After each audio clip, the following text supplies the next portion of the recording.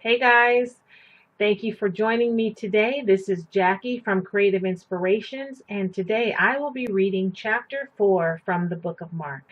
So let's get started. Again, Jesus began to teach by the lake. The crowd that gathered around him was so large that he got into a boat and sat in it out on the lake, while all the people were along the shore at the water's edge. He taught them many things by parables, and in his teaching said, "Listen, a farmer went out to sow his seed. As he was scattering the seed, some fell along the path, and the birds came and ate it up. Some fell on rocky places where it did not have much soil. It sprang up quickly because the soil was shallow. But when the sun came up, the plants were scorched, and they withered because they had no root. Other seed fell among thorns, which grew up and choked the plants, so that they did not bear grain. Still, other seeds fell on good soil. It came up, grew, and produced a crop, some multiplying 30, some 60, some 100 times. Then Jesus said, "Whoever has ears to hear, let them hear."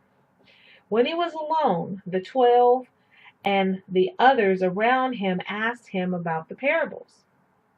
He told them, "The secret of the kingdom of God has been given to you, but to those on the other side, everything is said in parables, so that they may be ever seeing but never perceiving, and ever hearing but never understanding. Otherwise, they might turn and be forgiven." Then Jesus said to them, "Don't you understand this parable? How then will you understand any parable? The farmer sows the word. Some people are like seed along the path. Where the word is sown, as soon as they hear it, Satan comes and takes away the word that was sown in them.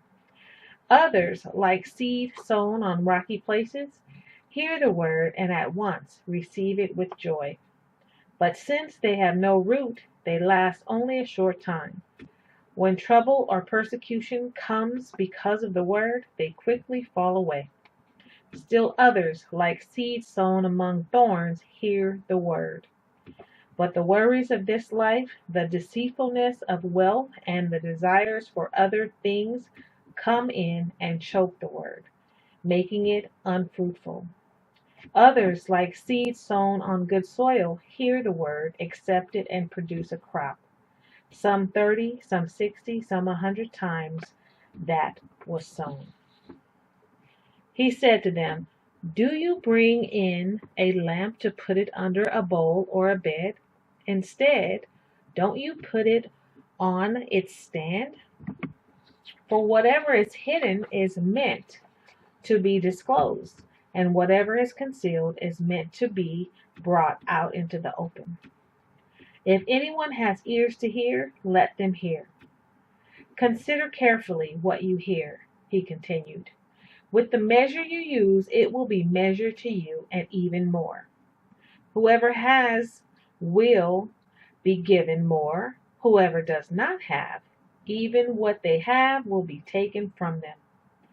He also said, "This is what the kingdom of God is like. A man scatters seed on the ground night and day. Whether he sleeps or gets up, the seed sprouts and grows, though he does not know how.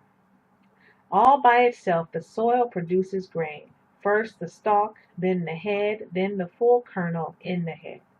As soon as the grain is ripe, he puts the sickle to it because the harvest has come."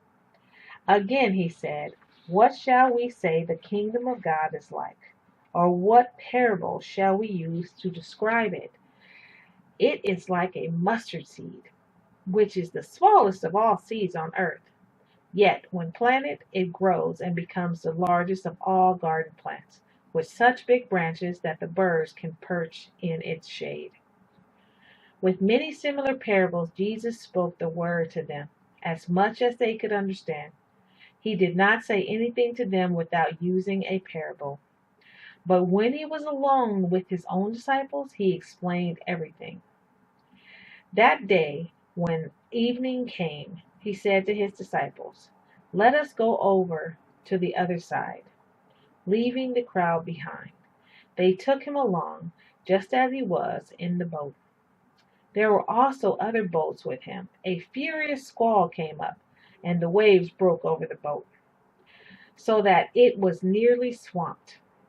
Jesus was in the stern, sleeping on a cushion. The disciples woke him and said to him, "Teacher, don't you care if we drown?" He got up, rebuked the wind, and said to the waves, "Quiet, be still."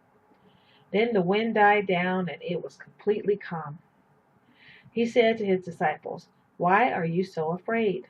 Do you still have no faith?" Then they were terrified and asked each other, "Who is this? Even the wind and the waves obey him."